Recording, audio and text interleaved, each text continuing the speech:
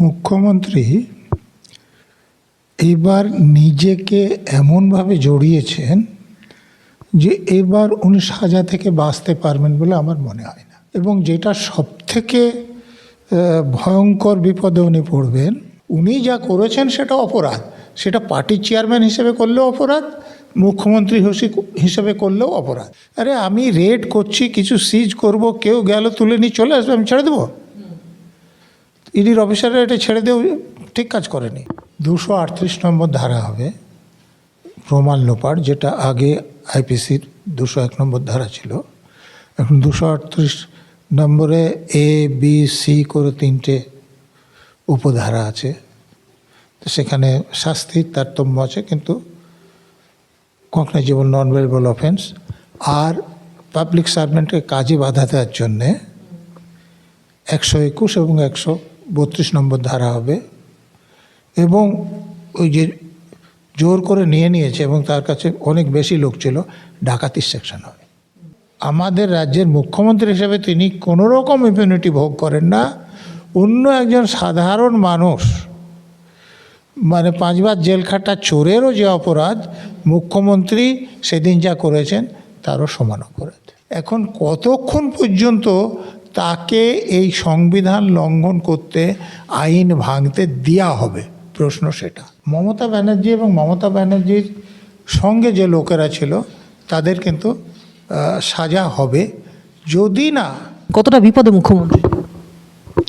এখন মুখ্যমন্ত্রী এবার নিজেকে এমনভাবে জড়িয়েছেন যে এবার উনি সাজা থেকে বাঁচতে পারবেন বলে আমার মনে হয় না।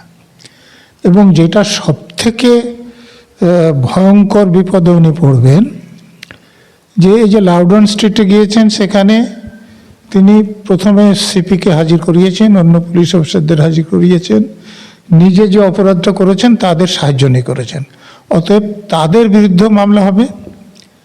তারপরে সল্টলেকে যেটা করেছেন, ডিজিকে হাজির করিয়েছেন, অন্য পুলিশ অফিসারদের হাজির করিয়েছেন, অন্যান্য পুলিশ অফিসাররা ফাইল নিয়ে এসে তার পার্টির গাড়িতে লোড করে দিয়েছে, তিনি নিয়ে এসেছেন। অতএব সেখানে ডিজির বিরুদ্ধে মামলা হবে, অন্যান্য পুলিশ অফিসারদের মামলা হবে। অতএব মুখ্যমন্ত্রীর নামে শুধু মামলা হবে না, ডিজির নামে মামলা হবে, সিপির নামে মামলা হবে, অন্যান্য পুলিশ অফিসারদের নামে মামলা হবে এবং সাজা হবে। এখন যেটা দেখা যাচ্ছে যে ইডি যখন কলকাতা হাইকোর্টে মামলা করলো, সেক্ষেত্রে কিন্তু মামলার এই রকম অবস্থা হলো যে হাইকোর্টের ভেতরে এমন হট্টগোল শুরু হলো, তার একটা স্ক্রিনশটও পাওয়া গেছে যে নাকি তাদেরকে ডেকে আনা হয়েছে হট্টগোলের জন্য।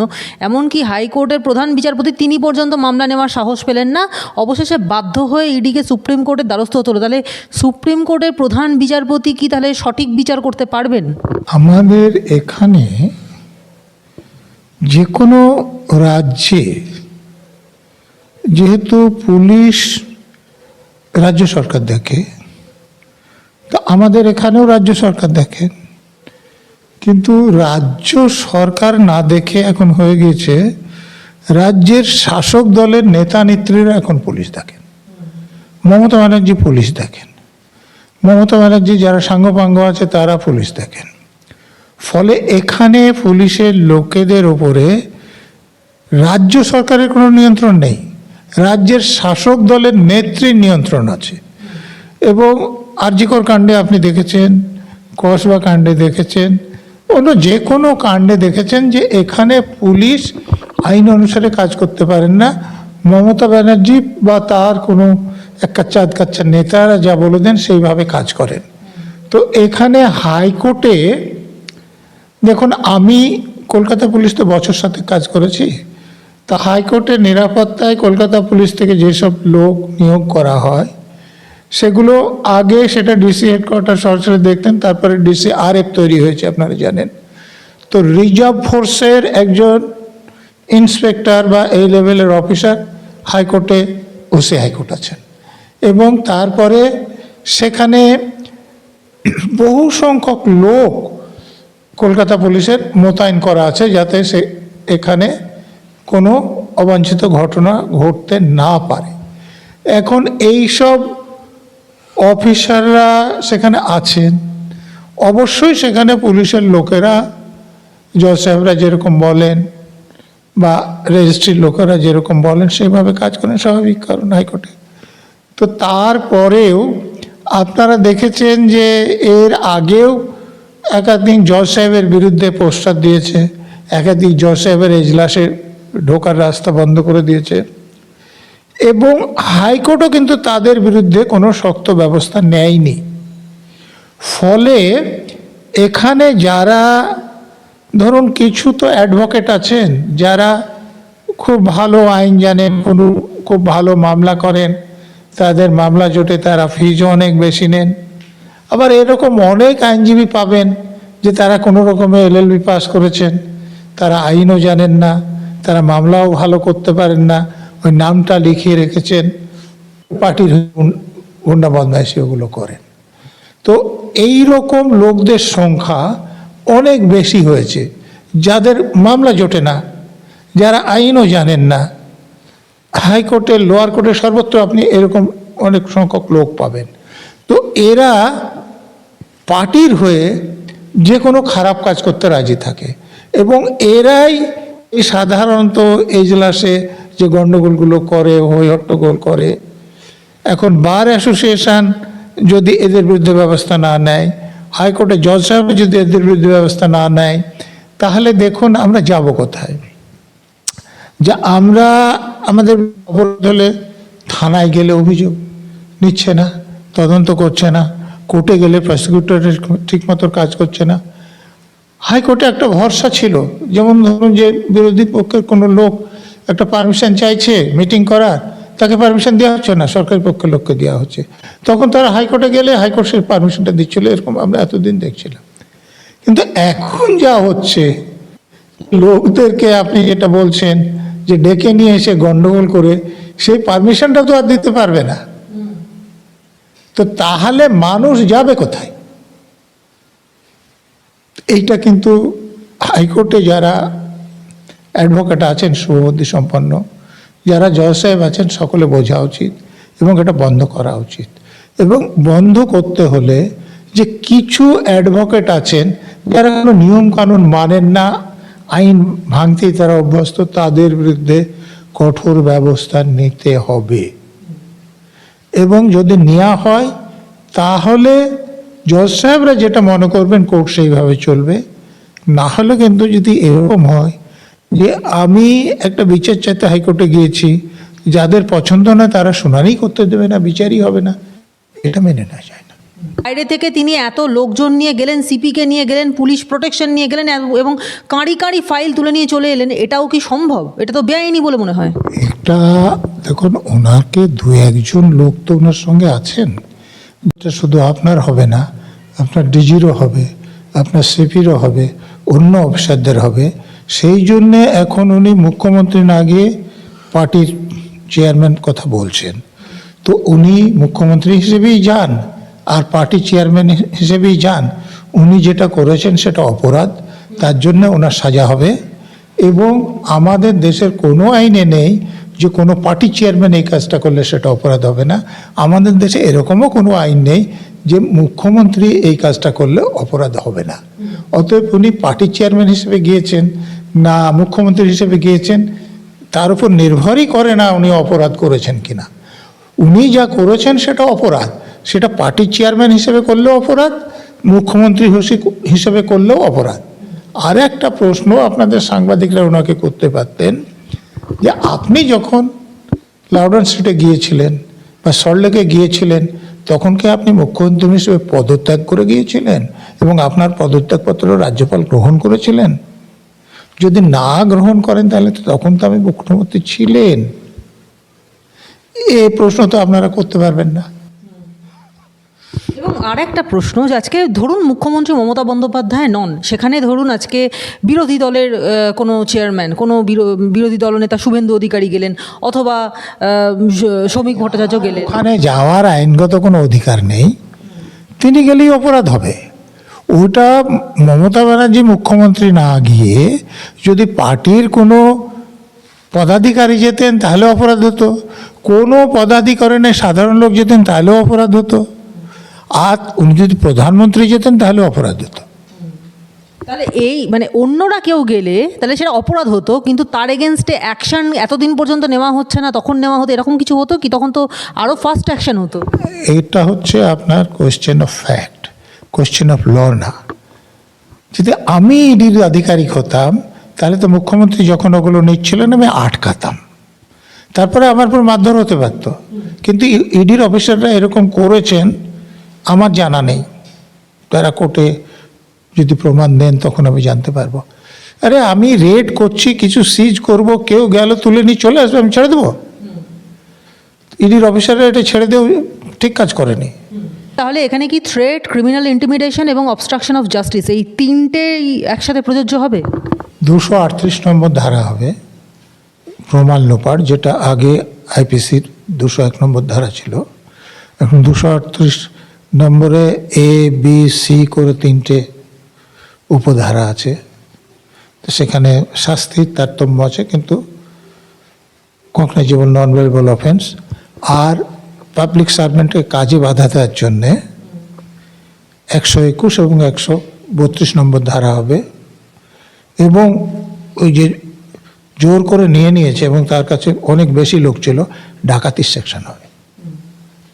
অর্থাৎ ডাকাতির কেস হবে এটা, মুখ্যমন্ত্রীর বিরুদ্ধে, পুলিশ কমিশনারের বিরুদ্ধে, ডিজির বিরুদ্ধে। কম দু একজন লোক হলে রবারি সেকশন হতো, কিন্তু যেহেতু বেশি সংখ্যক লোক ছিল, ডাকাতির সেকশন হবে। আর তদন্তাধীন ফাইল যদি মুখ্যমন্ত্রীর হাতে এখন চলে যায় তাহলে কি চেইন অফ কাস্টাডি সেটা কি ভেঙে যায়? দেখুন, ফাইলে কি ছিল আমরা জানি না।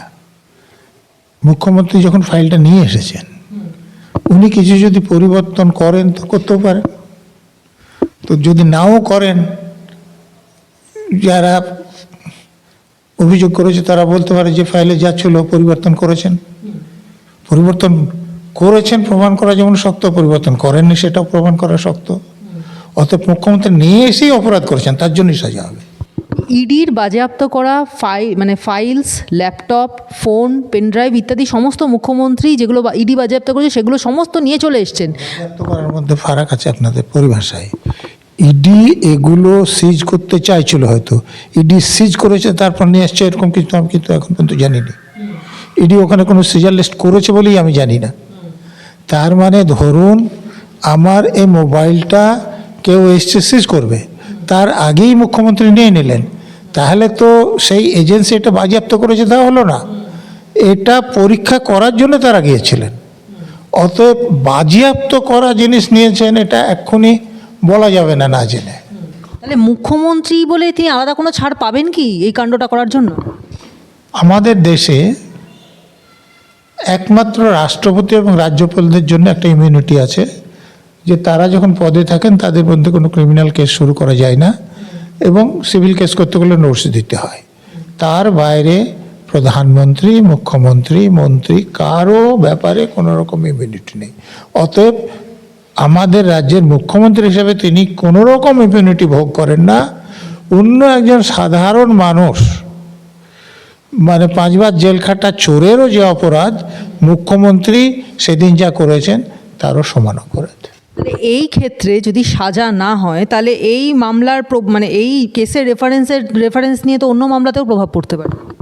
অবশ্যই পড়তে পারে, এবং আমার ধারণা এই মামলাতে দেখুন সাজা হবে।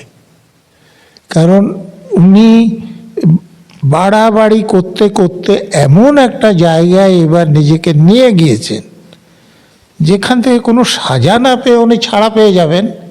সেটা যদি পান তাহলে কেন্দ্রীয় সরকারে যারা ক্ষমতায় আছেন, কেন্দ্রীয় তদন্তকারীতে যারা আছেন, তাদের ব্যাপারে কিন্তু লোকের মনে প্রশ্ন জানবে এবং তাদের সাজা হবে। স্যার, আর এরকম যদি ঘটনা ঘটে তাহলে সেক্ষেত্রে আমাদের দেশের বহু রাজ্যের বহু মুখ্যমন্ত্রী আছেন, অরবিন্দ কেজরিওয়াল, জয়ললিতা ছিলেন, তারপর হেমন্ত সোরেন ছিলেন, এরকম বহু মুখ্যমন্ত্রীরা আছেন যারা বিভিন্ন কেসের জন্য কিন্তু তারা শ্রীঘর দর্শন করেছেন। এখন প্রশ্নটা হচ্ছে, আজকে আমাদের রাজ্যের মুখ্যমন্ত্রী যে নজিরবিহীন ঘটনাটি ঘটালেন, এরপরে তো অন্যান্য রাজ্যের মুখ্যমন্ত্রীরাও সেরকমভাবে একটা সাহস পেয়ে যাবেন যে তারাও এর মধ্যে এরকম একটা কাজ করে ফেলতে পারলেন। এর আগে আপনারা দেখেছেন যে রাজীব কুমারের বাড়িতে সিবিআইয়ের অফিসাররা এসেছিলেন, মমতা ব্যানার্জি সেখানে হাজির হয়েছিলেন। কলকাতা পুলিশের লোকেরা সিবিআইয়ের অফিসারদেরকে আটকে থানায় নিয়ে চলে গিয়েছিলেন।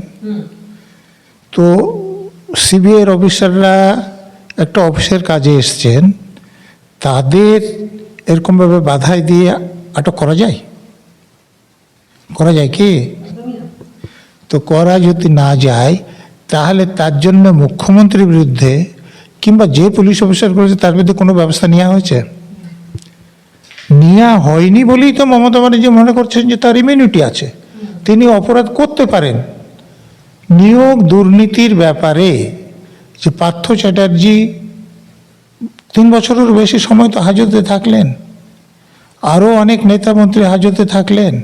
তো এই নিয়োগ দুর্নীতির ব্যাপারে যে পার্টির কাছে খবর ছিল, সে তো পার্টির মুখপাত্র বলেছে। এবং খবর যে ছিল, মমতা ব্যানার্জির কাছে চিঠি এসেছিল যে এই এত টাকা আদায় করে চাকরি দিচ্ছে, সে খবর তো পাওয়া গিয়েছে। আবার এই মমতা ব্যানার্জি তো অতিরিক্ত পদ সৃষ্টি করে যারা টাকা দিয়ে চাকরি পেয়েছেন তাদের চাকরিগুলো বাঁচাতে চাইছিলেন। তো তিনি যদি ঘুষের টাকা না নিয়ে থাকবেন, তাহলে তার অত দরদ উতলে পড়ছিল কেন? তার জন্য মমতা ব্যানার্জিকে গ্রেপ্তার করা তো দূরের কথা, একবার জিজ্ঞাসাবাদ করা হয়েছে কি? কেন করা হয়নি? তা আপনি এগুলো থেকে মমতা ব্যানার্জি যদি ধারণা হয়ে থাকে যে আমি যতই অপরাধ করি আমার বিরুদ্ধে কোনো ব্যবস্থা নেওয়ার ক্ষমতা নাই কোনো এজেন্সির, তাহলে কোনো ভুল ধারণা হয়নি।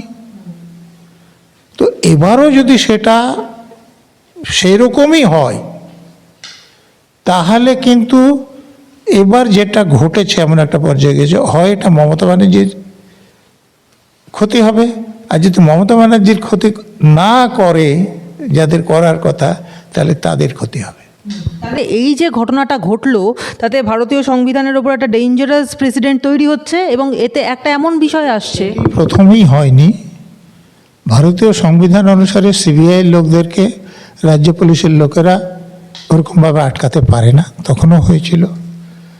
দেখুন, এর আগে মমতা ব্যানার্জি যখন ভবানীপুর থানায় এসে পুলিশ মন্ত্রী তথা মুখ্যমন্ত্রী গ্রেপ্তার করা আসামিদের ছাড়িয়ে নিয়ে যাচ্ছেন, তখনও হয়েছে। এই যখন কল্যাণ ব্যানার্জি রাজ্যপালের বিরুদ্ধে এফআইআর জমা দিচ্ছে, তখনও হচ্ছে। এই যখন মমতা ব্যানার্জি বলে দিচ্ছেন যে নির্বাচন ডিক্লেয়ার আগে নির্বাচন কমিশনের কোনো ক্ষমতা নেই, তখনও হয়েছে।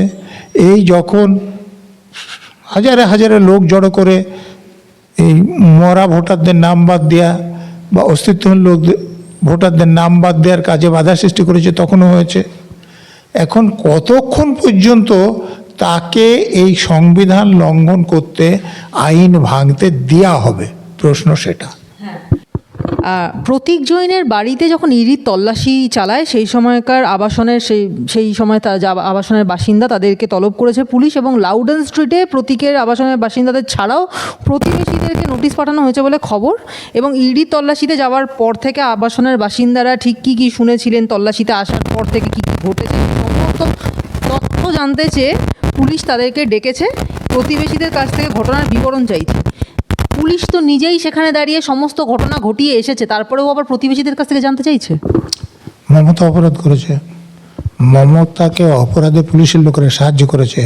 পুলিশের লোকেরা এটা তো বুঝতে পারছে যে তাদের অপরাধ হয়েছে, তো তাদের অপরাধটা ধামাচাপা দিয়ে অন্যদিকে দৃষ্টি ঘোরানোর জন্য পুলিশ এগুলো করছে।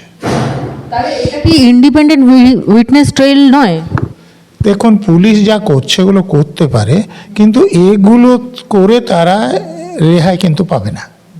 মমতা ব্যানার্জি এবং মমতা ব্যানার্জির সঙ্গে যে লোকেরা ছিল তাদের কিন্তু সাজা হবে, যদি না কেন্দ্রীয় তদন্তকারী সংস্থা এবং কেন্দ্রীয় সরকার মমতা ব্যানার্জিকে ছেড়ে দেয়। তাহলে কলকাতা পুলিশের কি আইনত ইডির যারা তদন্তকারী অফিসার তাদেরকে অ্যারেস্ট করবার কোনো রাইট আছে? কলকাতা পুলিশকে তো দেখাতে হবে যে ইডির লোকেরা কি অপরাধ করেছে। ইডির লোকেরা অপরাধের মানই কার কাছে গিয়েছে সেটা তদন্ত করতে পারে, তারা তদন্ত করতে গিয়েছে। কলকাতা পুলিশের লোক অপরাধ কি করে দেখাবে?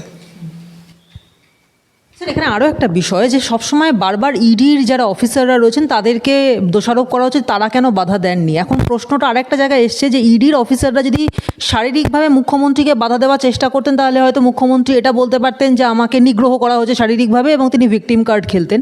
এবং ইডির অফিসাররা যে বাধা দেননি এটা কি তাহলে এখন আদালতে তাদের জন্য একটা স্ট্রং পয়েন্ট হতে পারে যে শারীরিকভাবে তারা ইচ্ছা করে বাধা দেননি একজন মহিলা মুখ্যমন্ত্রী এই জন্য? দেখুন, আমি জানি না এডিট টিমে কোনো মহিলা অফিসার ছিলেন কিনা।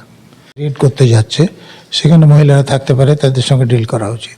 তো সে যদি মহিলা অফিসার থাকে তো মহিলাকে বাধা দিতে আইনগত অসুবিধা কোথায়? মুখ্যমন্ত্রী যদি তারপরে জোর করে বা মুখ্যমন্ত্রীর লোকেরা তাদের ওর পার করে সেটা একটা সিন। আর মুখ্যমন্ত্রী গেলেন, ফাইলগুলো নিলেন, চলে আসলেন, এটির লোকেরা কিছুই মানা করলো না, সেটা কিন্তু কাম্য নয়। স্যার আমরা যতদূর জানি যে এনফোর্সমেন্ট ডিরেক্টরেটের যারা অফিসাররা আছেন তারা মানি লন্ডারিং সংক্রান্ত কেসে মানে কালো টাকা এগুলো বাজেয়াপ্ত করতেই তারা সেখানে তদন্ত করতে যান, অথচ মুখ্যমন্ত্রী বলছেন সেটা নাকি স্বরাষ্ট্রমন্ত্রী তাদেরকে পাঠিয়েছেন তার ইলেকশন স্ট্র্যাটেজি, তার ইলেকশনের কী কী কায়দা কৌশল আছে সেগুলোকে সমস্ত চুরি করে নেওয়ার জন্য। এটা কি যুক্তিগতভাবে খুব দুর্বল একটা ব্যাপার নয়? দেখুন, মমতা ব্যানার্জি তো এখন পুলিশকে দেখেন এখানে, তো সিআইডির লোকদের কীরকম ব্যবহার করেন, থানার পুলিশের লোকদের কীরকম ব্যবহার করেন তিনি তো জানেন। তো একজন চোর সারা রাত চুরি করে যদি একটা পুকুরে স্নান করতে যান, তো উনি একজন সাধুকে দেখে ভাববেন যে এই সাধু বেটাও এই বেটাও কোথাও চুরি টুরি করে আমার মতো স্নান করতে আসছে। আর সাধু কী ভাববে যে এও কি তপস্যা করছিল আমার মতো স্নান করতে এসছে। তো মমতা ব্যানার্জি অপরাধী, তো সে তো অন্য লোক অপরাধী ভাববে। এতে তো কিছু অন্যরকম আমি কিছু দেখছি না। 2026-এর আগে প্রার্থী তালিকা নয় বরং ফান্ডিং ম্যাপ ছিল এবং ইডি এসেছিল, মানে সেখানে যদি ইডির হাতে ধরা পড়ে যেত তাহলে হয়তো মানে কোথায় কোন প্রার্থীকে কত টাকা দেওয়া হবে, কোথা থেকে কত টাকা আসবে, কোন ক্ষেত্রে কত টাকা রাখা হচ্ছে, এই বিষয়টা ইডির হাতে চলে গেলে নির্বাচনী অর্থনীতির পুরো ব্যাপারটাই ইডি জানতে পেরে যেত বা প্রকাশ পেয়ে যেত। সেই জন্যই মুখ্যমন্ত্রী এত তড়িঘড়ি করে ওই সমস্ত ফাইল টাইল বাজেয়াপ্ত করে নিয়ে আসলেন। এটাই কি আপনার মনে হয়? দেখুন, আপনি যেটা বলছেন সেটা যদি ঠিক হয় তাহলে পার্টি যে টাকাগুলো নিচ্ছে সেটা অপরাধের টাকা কিনা, আর সেটা যেগুলো দেয়া হচ্ছে সেটা অপরাধের টাকার লেনদেনের মধ্যে পড়ে কিনা। যদি পড়ে তাহলে ইডি তো সেটা দেখতে পারে। তো তাহলে তিনি মুখ্যমন্ত্রী হিসেবেই যান আর পার্টির প্রধান হিসেবেই যান, তিনি তো ইডির আইনত কাজে বাধা দিতে গিয়েছিলেন, অতএব তার সাজা হবে। একটা শেষ প্রশ্ন করব স্যার, যে আমরা দেখলাম যে কাঁড়ি কাঁড়ি ফাইল গোছায় গোছায় তুলে এনে একটা গাড়ির মধ্যে রাখা হচ্ছে, যে গাড়িটা কিন্তু এমনি কোনো পার্টির গাড়িও নয় বা সরকারি গাড়ি নয়, সেটা একটা জাস্ট তৃণমূলের নামে রেজিস্টার্ড একটা গাড়ি, তার মধ্যে কাঁড়ি কাঁড়ি ফাইল তুলে রাখা হচ্ছে। পার্টির গাড়ি নয় বলছেন কেন? তৃণমূলের নামে, ওটা তৃণমূল পার্টির গাড়ি। পুলিশের লোকেরা ফাইলগুলো এনে পার্টির গাড়িতে রাখছে, তো তার মানে পুলিশের লোকেরা পার্টির হয়ে কাজ করছে। এটা তো অপরাধ আরও বেশিভাবে প্রমাণিত হবে। এবং আরেকটা বিষয় যে মুখ্যমন্ত্রীকে দেখা গেল একটা সবুজ ফাইলকে একেবারে বুকে আঁকড়ে ধরে বেরোতে, কি থাকতে পারে সেই সবুজ ফাইলে, কি মনে করেন? দেখুন, এমন কিছু থাকবে সেখানে যেটা জানাজানি হলে ওনার বুকে খুব আঘাত লাগবে, সেই জন্য উনি বুকে ধরেছিলেন। এখন কি ছিলেন সেই ফাইলের মধ্যে আটকে, সেটা তো তদন্ত সাপেক্ষ ব্যাপার, আগে থেকে আমার বলা উচিত হবে না।